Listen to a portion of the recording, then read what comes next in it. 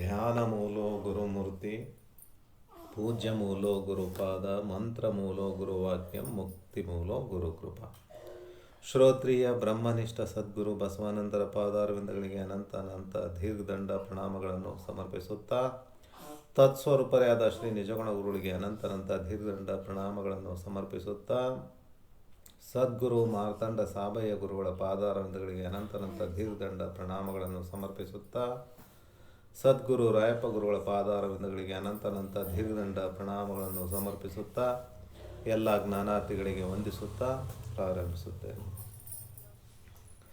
ನಿಜಗುಣರದ್ದು ಜೀವನ ಚರಿತ್ರೆ ಆಧರಿಸತಕ್ಕಂಥ ಗ್ರಂಥ. ಕೇಳಿಸ್ತಾ ಇಲ್ವಾ?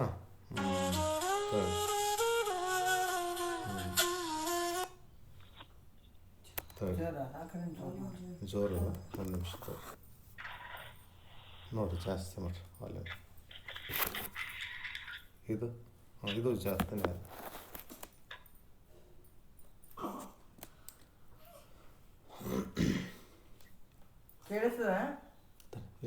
ಇಲ್ಲಿ ಈ ಕಡೆ ಇಲ್ಲಿ ಇಡು. ಹಾಂ, ಒಂದು ನಿಮಿಷ. ಈಗ ಕೇಳಿಸ್ತದ? ಹಾಂ ಸರಿ, ಓಕೆ. ನಿಜಗುಣರದು ಜೀವನ ಚರಿತ್ರೆ ಆಧರಿಸ್ತಕ್ಕಂಥ ಗ್ರಂಥ ಇದು. ಜ್ಯೋತಿ ಬೆಳಗುತ್ತಿದೆ ಅಂತಕ್ಕಂಥ ಗ್ರಂಥ. ಇದರಲ್ಲಿ 3ನೇ ಅಧ್ಯಾಯ 3ನೇ ಭಾಗ ನಡೀತಾ ಇದೆ. 3ನೇ ಭಾಗದಲ್ಲಿ ಈಗ ಈ ಷಡಕ್ಷರಿ ಮತ್ತು ನಿಜಗುಣರು ಮಧ್ಯೆ ಸಂಭಾಷಣೆ ನಡೀತಾ ಇದೆ. ಸಂಭಾಷಣೆ ಅಂತಂದ್ರೆ ಹಾಡುಗಳ ಸಂಭಾಷಣೆ ನಡೀತಾ ಇದೆ. ಈಗ ಅಂದರೆ ಅವರು ಏನು ಹೇಳ್ತಾ ಇದ್ದಾರೆ, ಕೆಲವು ಈ ಹಾಡುಗಳನ್ನು ನಾನು ಬರೆದಿದ್ದೀನಿ, ಈ ಹಾಡುಗಳು ಬರೆದಿದ್ದೀನಿ ಅಂತ ಹೇಳಿಬಿಟ್ಟು ಅವರು ಅದನ್ನು ಹೇಳ್ತಾ ಇದ್ದಾರೆ. ಒಂದು 2-3 ಹಾಡುಗಳನ್ನು ಅಲ್ಲಿ ಹೇಳಿದರು. ಆಮೇಲೆ ನಿನ್ನೆ ಯಾವುದು ಹಾಡು ಹೇಳಿದ್ರು ಅಂದರೆ, ನಿದ್ರೆ ಬಾರದಿದೆನ್ನ ಪರಿಭವ ದುಃಖ ಸಮುದ್ರವೆನಿಸುವ ಸಾಯಸವ ನೆನೆದು ಅಂತ ನಿನ್ನೆದು 2 ನುಡಿ ಹೇಳಿದ್ದಾರೆ. ಅದರಲ್ಲಿ 3ನೇ ನುಡಿ ಈಗ ಹೇಳೋದು ಅಂದರೆ ನಿದ್ರೆ ಬಾರದು ಅಂದರೆ ನಿದ್ರೆ ಅಂತಂದ್ರೆ ನಿದ್ರೆ ಯಾಕೆ ಬಾರದು ಅಂತಂದ್ರೆ ಅವರಿಗೆ ಹೇಳಿದ್ರು. ನೀನು ಭಾಳ ಚಂದ ಹೇಳ್ಯಾರ ಅದನ್ನು. ಇದು ಯಾವುದೋ ದುಃಖ ಅಂತಕ್ಕಂಥದ್ದು ಏನು ಅಂತಕ್ಕಂಥ ಗೊತ್ತಾದವ್ರಿಗೆ ನಿದ್ರೆ ಬರೋದಿಲ್ಲ. ಯಾಕಂದರೆ ಈ ಜನನ ಮರಣ ಅಂತಕ್ಕಂಥ ದುಃಖ, ಪುನರಪಿ ಜನನಂ ಪುನರಪಿ ಮರಣಂ ಅಂತಕ್ಕಂಥ ಈ ದುಃಖ ಅದು ನೆನೆಸ್ಕೊಂಡು ದುಃಖ ಬಂದು ಅದನ್ನು ತಿಳ್ಕೊಂಬಿಟ್ಟು ನಿದ್ದೆನೇ ಬರಲ್ಲ ಅಂತ. ನಿದ್ದೆ ಬಾರದು. ಯಾಕಂದರೆ ಭಾಳಷ್ಟು ಜನರಿಗೆ ಗೊತ್ತಿರೋದಿಲ್ಲ ಇದು ಏನು ಅಂತಕ್ಕಂಥದ್ದು. ಅಂದರೆ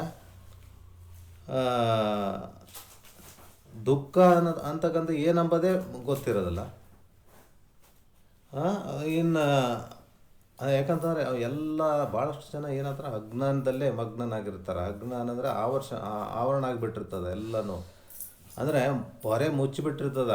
ಅಂದರೆ ಈ ಮಾರ್ಗ ಏನು ಅಂತಕ್ಕಂಥದ್ದು ಗೊತ್ತಾಗಂಗಿಲ್ಲ.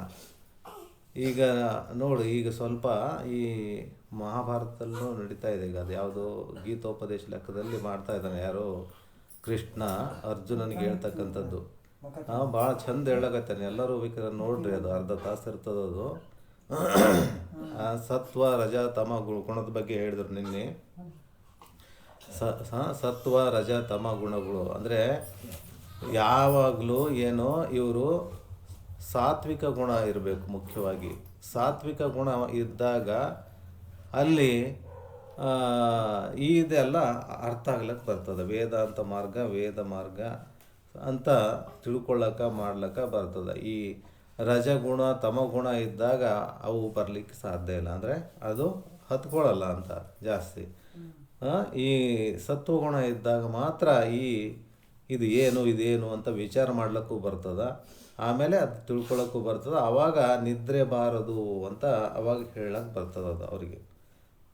ನಿದ್ರೆ ಬಾರದಿದೆನ್ನ ಪರಿಭವ ದುಃಖ ಸಮುದ್ರವೆನಿಸುವ ಸಾಯಸವ ನೆನೆದು ಅಂದರೆ ಎಷ್ಟೊಂದು ತೊಂದರೆಗಳಾಗ್ತವೆ ಇದರಿಂದ ಅಂತ ಅದನ್ನು ನೆನೆದು ಚಿಂತಿಸಿ ನಿದ್ದೆ ಬರೋದಿಲ್ಲ ಅಂತ. ಅಂದರೆ ನಾನು ಯಾವ ರೀತಿ ಈ ಜನನ ಮರಣ ಅಂತಕ್ಕಂಥ ಭವ ದುಃಖವನ್ನು ಪರಿಹಾರ ಕಳ್ಕೊಳ್ಳಿ ಅಂತಕ್ಕಂಥದ್ದು ವಿಚಾರ ಮಾಡಿ ಅಲ್ಲಿ ನಿದ್ರೆ ಬರೋದಿಲ್ಲ ಆ ಜೀವನಿಗೆ.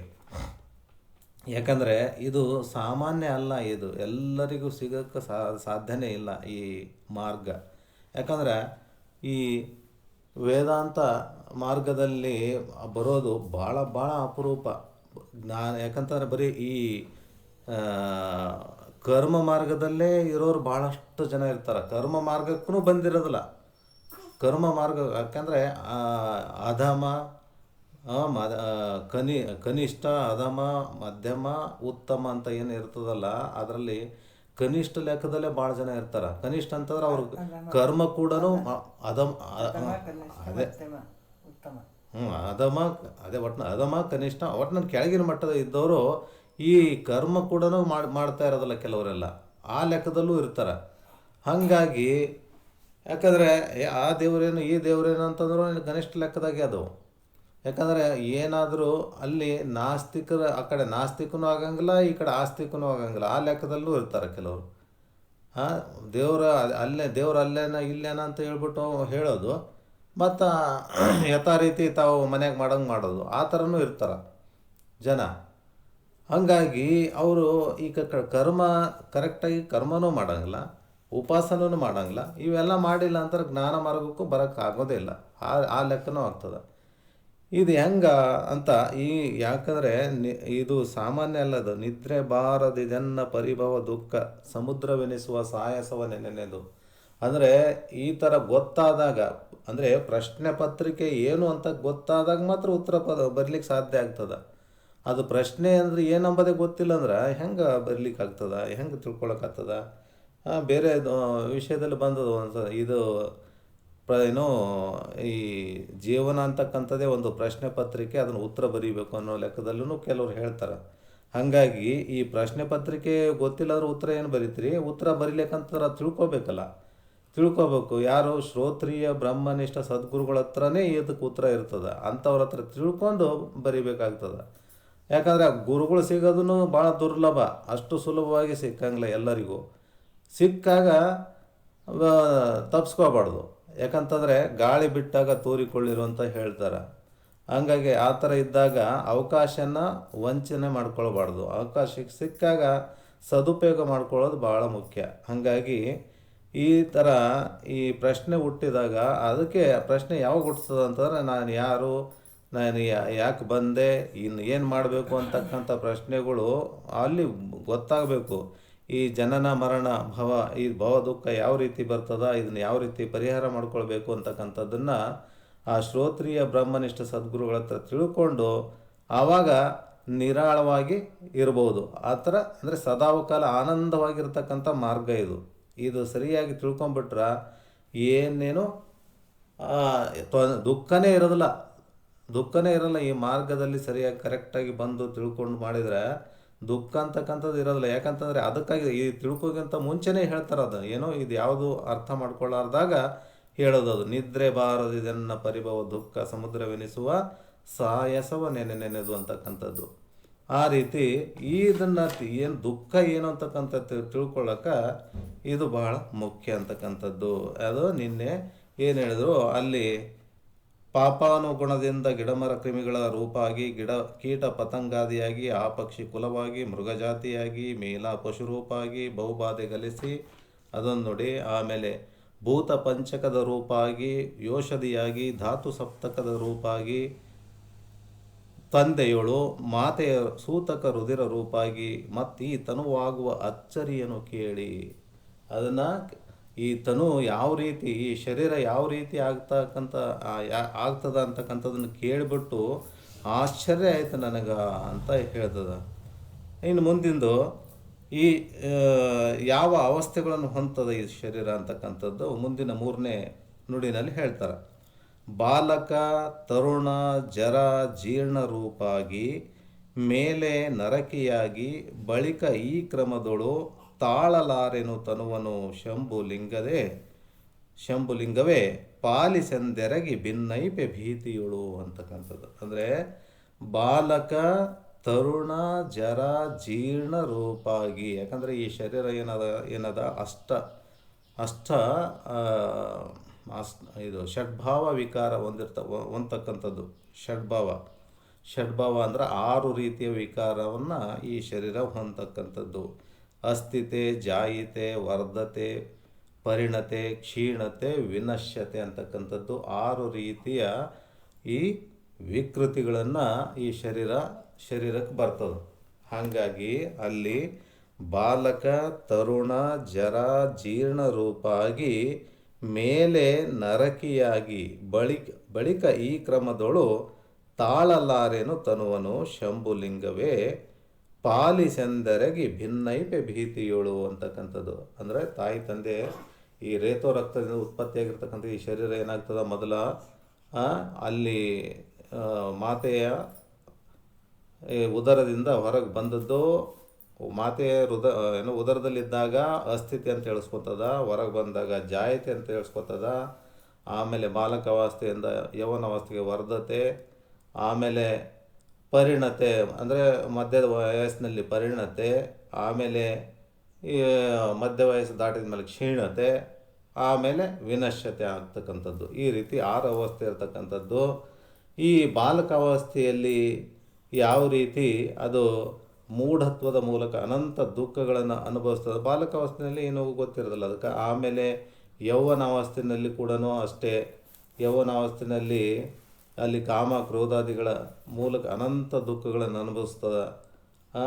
ಆಮೇಲೆ ವಿಕಾರವಂತ ಮುಪ್ಪಾವಸ್ಥೆ ಹೊಂದ್ತದ. ಅಲ್ಲಿ ಆಮೇಲೆ ರೋಗ ರುಜಿನಗಳ ಮೂಲಕ ದುಃಖಗಳನ್ನು ಅನುಭವಿಸ್ಬೇಕಾಗ್ತದೆ. ಆಮೇಲೆ ಜೀರ್ಣಾವಸ್ಥೆ ಆಗಬೇಕಾಗ್ತದೆ. ಈ ರೀತಿ ನರಕಾವಸ್ಥೆ ಒಂದು ಹೇಳಲಾರ್ದಷ್ಟು ದುಃಖ ಅಲ್ಲಿ ಅನುಭವಿಸುವಂತಾಗ್ತದ. ಈ ರೀತಿ ದುಃಖ ರೂಪವಾದ ಈ ಶರೀರ ನಾನು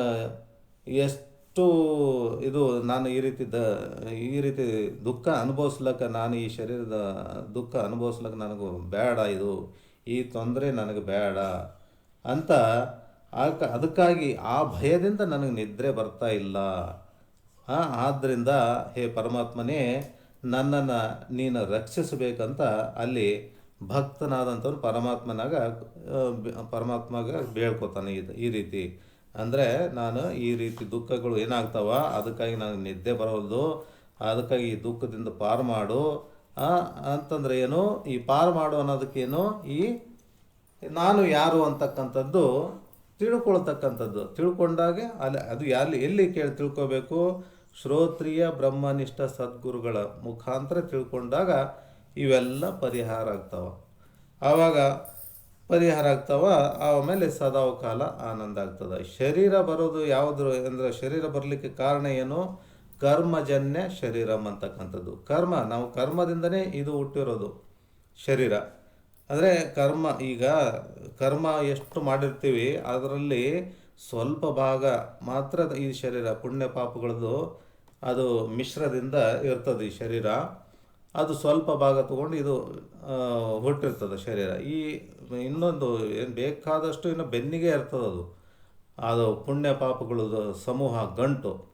ಆ ಗಂಟನ್ನು ನಾಶ ಮಾಡಬೇಕಂತಂದ್ರೆ ಯಾವ ರೀತಿ ನಾಶ ಆಗ್ತದಂದ್ರೆ, ಅದು ಏನು ನಾಶ ಮಾಡ್ಕೊಳ್ಳಿಲ್ಲ ಅಂತಂದ್ರೆ, ಪುಣ್ಯ ಪಾಪಗಳ ಇದು ರಾಶಿ ನಾಶ ಆಗಲಿಲ್ಲ ಅಂತಂದರೆ ಅದು ಏನಾಗ್ತದ, ಮತ್ತು ಅದು ಜನ್ಮಕ್ಕೆ ಕಾರಣ ಆಗ್ತದ.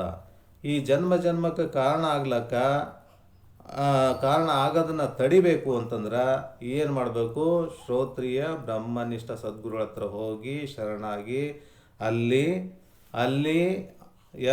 4 ಸೇವೆಗಳನ್ನ ಇಟ್ಟಾರ. ಅಲ್ಲಿ ಆಪ್ತಾಂಗ ಸ್ಥಾನ ಸದ್ಭಾವ ಅಂತಕ್ಕಂಥ 4 ಸೇವೆಗಳನ್ನು ಆಚರಿಸಿ ಅವರ ಮತ್ತೆ ಕೃಪೆಗಳನ್ನು ಹೇಳ್ತಾರ. ಕೃಪೆಗಳನ್ನು ಪಡ್ಕೋಬೇಕಾಗ್ತದೆ. ಇವೆಲ್ಲನೂ ತಾನೇ ಆಗಲಿ ಅಂದ್ರೆ ಆಗಲ್ಲ, ಪ್ರಯತ್ನ ಮಾಡ್ಕೋಬೇಕಾಗ್ತದೆ. ಪ್ರಯತ್ನ ಮಾಡಿದ್ರೆ ಮಾತ್ರ ಸಿಗ್ತದೆ ಇದು. ಹಂಗೆ ಸಿಗ್ಲಪ್ಪ ಸಿಕ್ಕಾಗ ನೋಡಮ್ಮ ಅಂತಂದ್ರೆ ಖಂಡಿತ ಆಗಲ್ಲ. ಅದು ಪ್ರಯತ್ನ ಮಾಡಬೇಕು. ಇದನ್ನ ಹೆಂಗೆ ತೊಗೊಳ್ಬೇಕು, ಇದನ್ನ ಹೆಂಗೆ ಪಡಿಬೇಕು ಅಂತಕ್ಕಂಥ ತವಕ ಅಪೇಕ್ಷೆ ಇತ್ತಂತಂದ್ರೆ ಖಂಡಿತ ಸಿಗ್ತದೆ. ಇದು ಸಿಕ್ಕಾಗ ಅದನ್ನು ಸದುಪಯೋಗಪಡಿಸ್ಕೊಂಡು ಇಂಥದನ್ನು ಕೇಳಿ ತಿಳ್ಕೊಂಡು ಪಾರಾಗಬೇಕು ಅಂತ ಹೇಳ್ತಾರೆ. ಅದಕ್ಕಾಗಿ ಈ ಲೆಕ್ಕದಲ್ಲಿ ಈ ಥರ ದುಃಖ ಆದಲ್ಲ ಅಂತ ತಿಳ್ಕೊಂಡ್ಬಿಟ್ಟು ಅವರು ನಿದ್ರೆ ಬರ್ತಾ ಇಲ್ಲ ಪರಮಾತ್ಮನೇ ಅಂತ ಅಲ್ಲಿ ಬೇಡ್ಕೋತಾನೆ ಅವನು ಭಕ್ತನಾದಂಥವ್ನು. ಈ ರೀತಿ ಅಲ್ಲಿ ಏನು ಹೇಳ್ತಾರ, ಎಲ್ಲಿಗೆ ಬಂತಿದ್ದು, ಹಾಂ, ಜೀವ ಇದನ್ನು ಹೇಳ್ತಾರೆ. ಈ ರೀತಿಯಾಗಿ ಶಾಂಭವಿ ಸ್ತುತಿಯಲ್ಲಿ ಬರ್ತದೆ. ಅನಂತರ ಮುಂದಿನ ಸ್ತುತಿಯಲ್ಲಿ ಆತ್ಮ ಜಾಗೃತಿ ನಿರೀಕ್ಷಣೆಗಳು ಬರ್ತವೆ ಅಂತ ಈ ಪದ ಹೇಳ್ತಾರೆ ಅವರು. ಯಾರು ನಿಜಗುಣರು ಇವರು ಷಡಕ್ಷರಿಗಳ ಹತ್ರ ಹೇಳ್ತಾರೆ. ಆಮೇಲೆ ಎಂದು ಜೀವ ತನ್ನ ಮುಂದಿರುವ ದುಃಖದ ಸಮುದ್ರವನ್ನು ನೆನೆದು ನಿದ್ದೆ ಬಾರದೆ ಪರಿತಪಿಸುತ್ತಿರುವುದನ್ನು ಚಿತ್ರಿಸುವ ಗೀತೆಗಳು ಬರುತ್ತವೆ. ಇಲ್ಲಿ ಮತ್ತು ಅಂತ ಮತ್ತೊಂದು ಹೇಳ್ತಾರೆ, ಮತ್ತೊಂದು ಹಾಡು ಹೇಳ್ತಾರೆ ಇಲ್ಲಿ. ಯಾಕಂದರೆ ಇಲ್ಲಿ ಕೆಲವು ಹಾಡುಗಳು, ಯಾಕಂದರೆ ಈ ಸಂಭಾಷಣೆ ಇಲ್ಲಿ ಜಾಸ್ತಿ ಇದಾವೆ ಇಲ್ಲಿ ಈ ಅಧ್ಯಾಯದಲ್ಲಿ. ಬಟ್ ಬಂದದ ಸಲುವಾಗಿ ಹೇಳಬೇಕಾಗ್ತದ, ಹೇಳ್ಕೊಂಡೆ ಮುಂದೆ ಹೋಗೋಣ. ಮತ್ತೊಂದು ಹಾಡು ಬಂತಿಲ್ಲಿ, ಬೇಡ ಬೇಡಲೆ ಮನವೇ ವಿಷಯ ದಾಸೆ ಮಾಡಿ ಕೆಡದಿರು ಸಾರಿದೆ ಅಂತ. ಬೇಡ ಬೇಡಲೆ ಮನವೇ ವಿಷಯ ದಾಸೆ ಮಾಡಿ ಕೆಡದಿರು ಸಾರಿದೆ ಅಂತಕ್ಕಂಥದ್ದು. ಅಂದರೆ ಮನಸ್ಸಿಗೆ ಹೇಳ್ತಾರ ಏನಂತ, ಮನಸ್ಸೇ ಇದು ಸಲ್ಲದು ವಿಷಯದಾಸೆ ಮಾಡಿ ಕೆಡದಿರು, ಕೆಟ್ಟು ಹೋಗಬೇಡ ಸಾರಿದೆ. ಕೈ ಎತ್ತಿ ಹೇಳ್ತಾ ಇದ್ದೀನಿ, ಕೈ ಎತ್ತು ಹೇಳದಿದು ವಿಷಯದಾಸೆ ಮಾಡಿ ಕೆಡಬೇಡ ಅಂತಕ್ಕಂಥದ್ದು. ವಿಷಯದಾಸೆ ಅಂದರೆ ಯಾವುದು? ಶಬ್ದ, ಸ್ಪರ್ಶ, ರೂಪ, ರಸ, ಗಂಧ ಅಂತಕ್ಕಂಥದ್ದು ಇವು ವಿಷಯಗಳು ಅಂತ ಹೇಳಿಸ್ಕೊತದ. ಈ ವಿಷಯಗಳ ಆಸೆಗೆ ಬಲಿ ಬಿದ್ದು ನೀನು ಕೆಡಬೇಡ ಅಂತ ಅಲ್ಲಿ ಮನಸ್ಸಿಗೆ ಹೇಳ್ತಾರೆ ಅವರು. ಯಾರು ನಿಜಗುಣರು ಹೇಳ್ತಾರೆ ಅಲ್ಲಿ, ಬೇಡಲೆ ಮನವೇ ವಿಷಯದಾಸೆ ಮಾಡಿ ಕೆಡದಿರು ಸಾರಿದರೆ ಕೈ ಎತ್ತಿ ಹೇಳಿದೆ.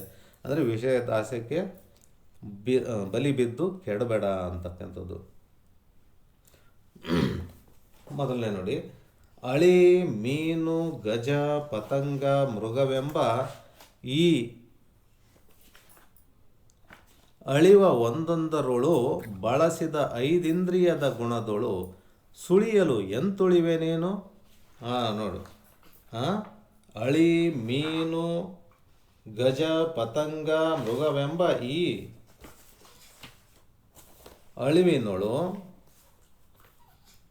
ಅಳಿವು ಒಂದೊಂದರೊಳು ಬಳಸಿದ 5 ಇಂದ್ರಿಯದ ಗುಣದೊಳು ಸುಳಿಯಲೆಂತುಳಿವೆ ನೀನು.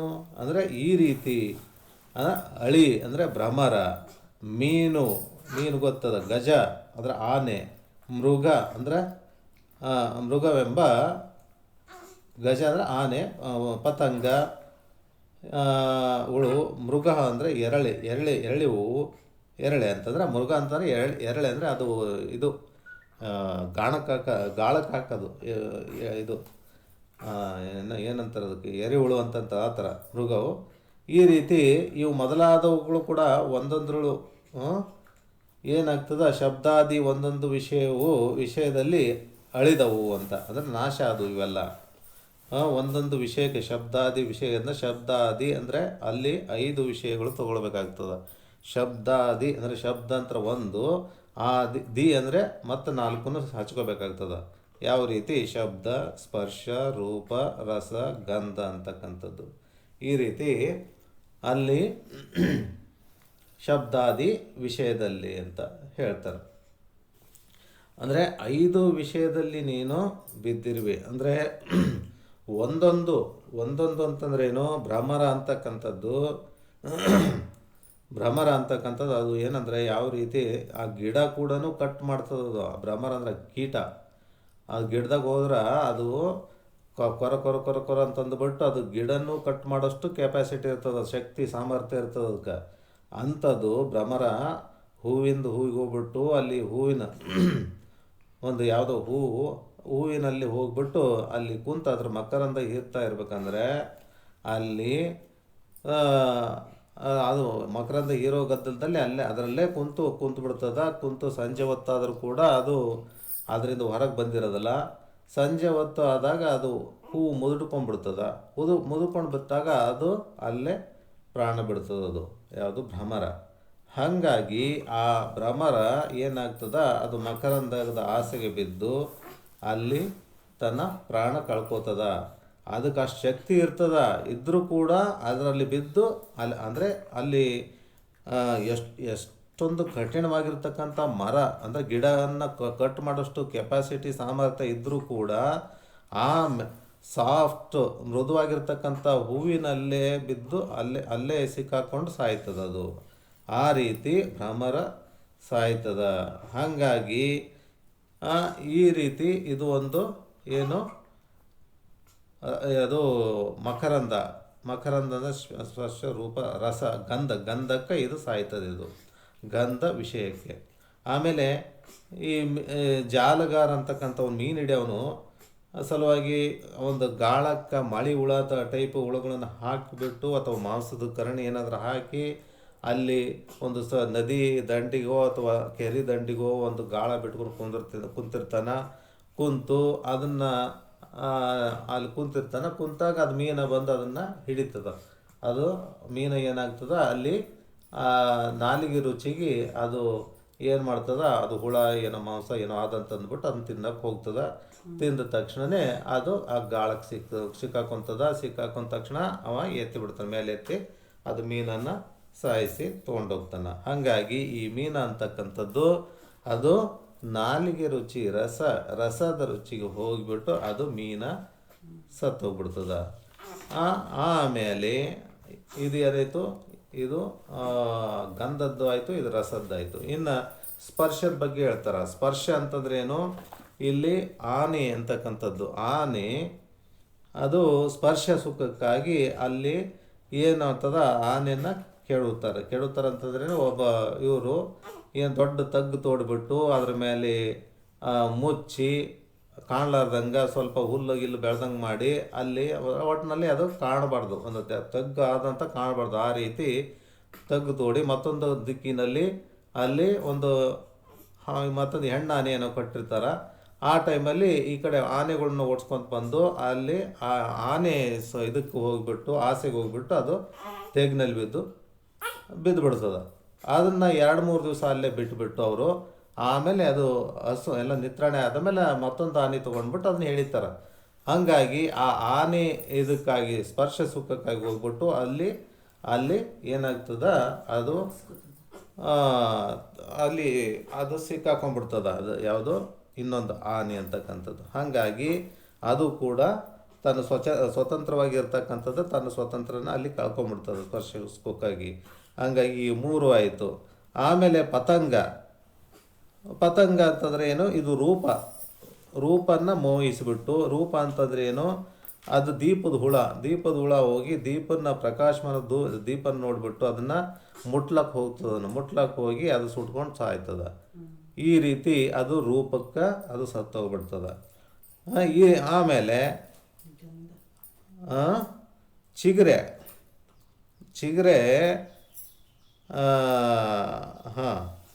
ಮೃಗ ಕೂಡ ಅದು ಏನದು ಶಬ್ದಕ್ಕೆ. ಇನ್ನು ಶಬ್ದ ಅಂತಂದ್ರೆ ಏನು, ಅದು ಒಂದು ಚಿಗರೆ ಅದು ಕೊಳಲು ಬಾರಿಸೋದನ್ನು ನೋಡ್ಬಿಟ್ಟು ಹೋಗಿ ಕೇಳ್ಕೋತ ನಿಂತಿರ್ತದೆ ಅಲ್ಲಿ ಕಾಡಿನಾಗ.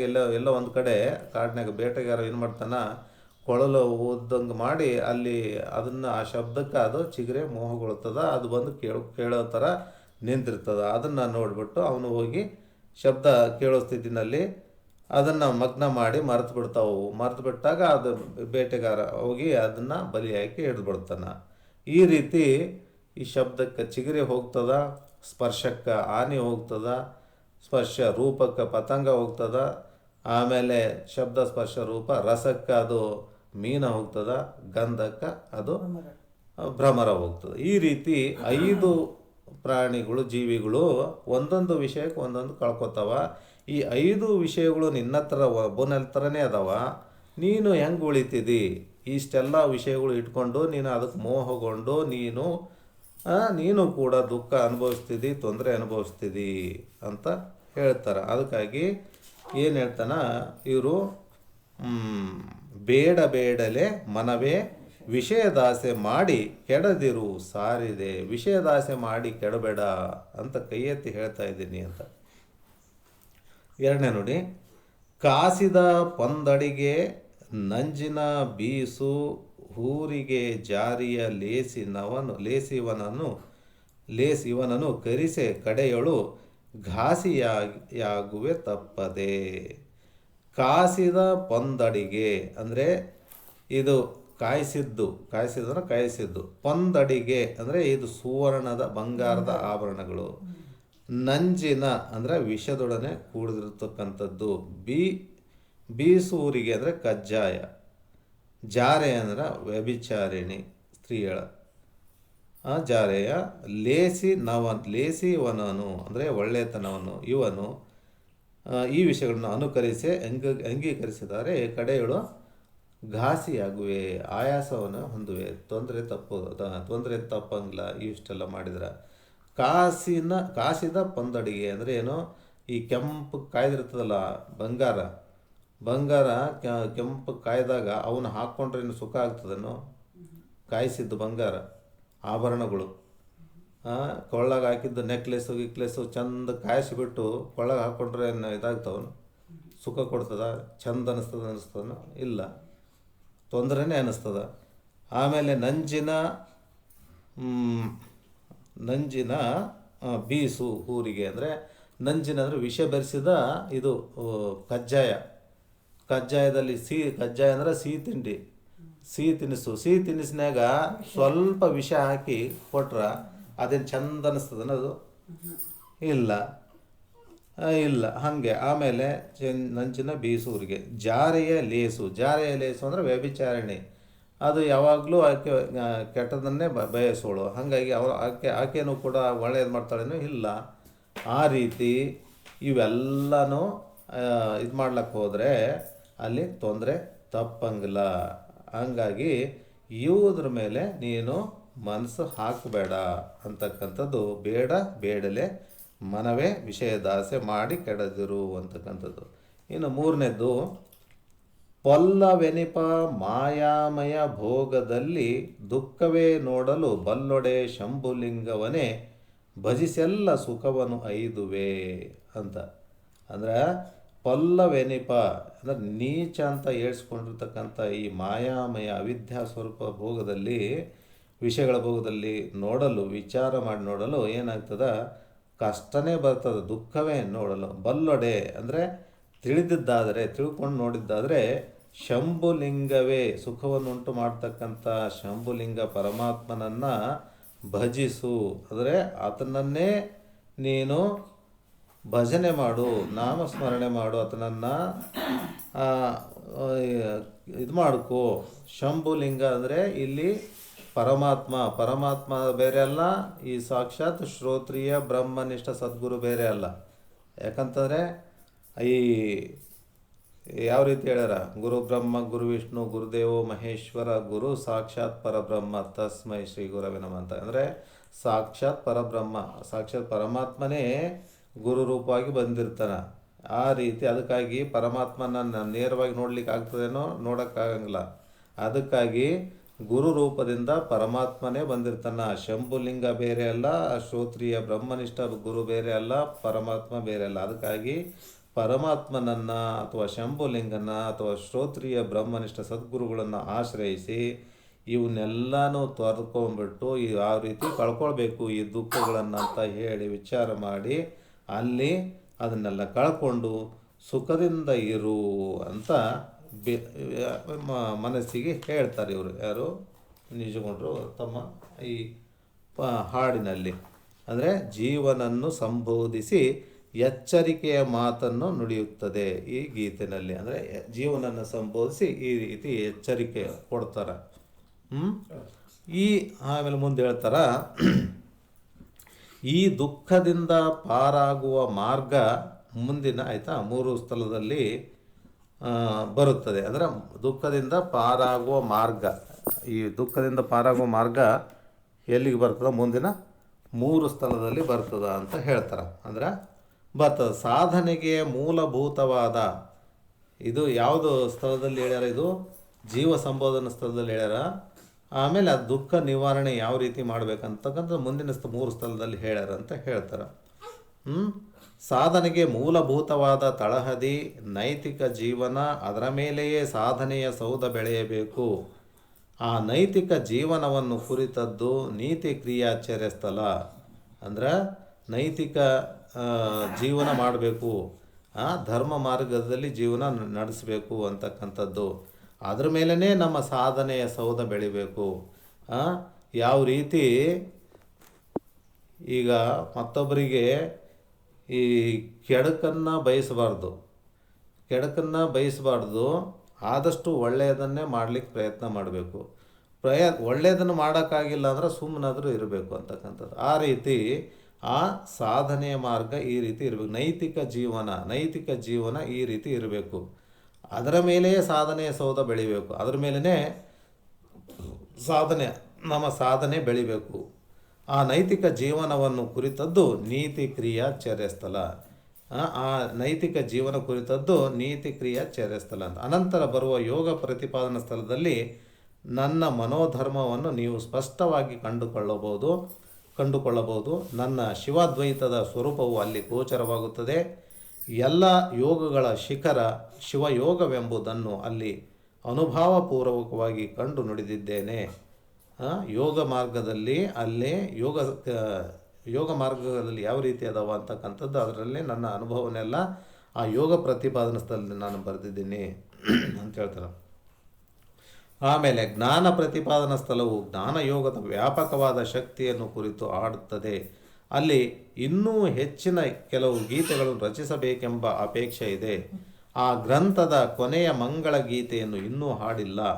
ಅದು ಎಂದು ಹೊರಹೊಮ್ಮುತ್ತದೆಯೋ ನೋಡಬೇಕು ಅಂತಕ್ಕಂಥದ್ದು ಅಲ್ಲಿ ಹೇಳ್ತಾರೆ. ಅವರು ಯಾರು ನಿಜಗುಣರು ಷಡಕ್ಷರಿಗಳಿಗೆ ಹೇಳ್ತಾರೆ. ಅಂದರೆ ಇಷ್ಟೆಲ್ಲ ಬರೆದಿದ್ದೀನಿ, ಇನ್ನೂ ಯಾವುದೋ ಆ ಜ್ಞಾನ ಪ್ರತಿಪಾದನಾ ಸ್ಥಳದಲ್ಲಿ ಅದು ಮಂಗಳಗೀತೆ ಇನ್ನೂ ಹಾಡಿಲ್ಲ, ಅದು ಇನ್ನೂ ಬರೆದಿಲ್ಲ. ಅದು ಯಾವಾಗ ಬರ್ತದ ನೋಡೋಣ ಕಾಯ್ತಾ ಇದ್ದೀನಿ, ನೋಡ್ತಾ ಇದ್ದೀನಿ ಅಂತ ಹೇಳ್ತಾರೆ. ಇನ್ನು ಮುಂದಿನ ಕ್ಲಾಸಲ್ಲಿ ನೋಡೋಣ, ಮುಂದಿನ ವಿಷಯ ಮುಂದಿನ ಕ್ಲಾಸಲ್ಲಿ ನೋಡೋಣ ಅಂತ ಹೇಳಿ 2 ಮಾತುಗಳು ಪಾದಕ್ಕೆ ಅರ್ಪಿಸಿ ಹರ ಓಂ.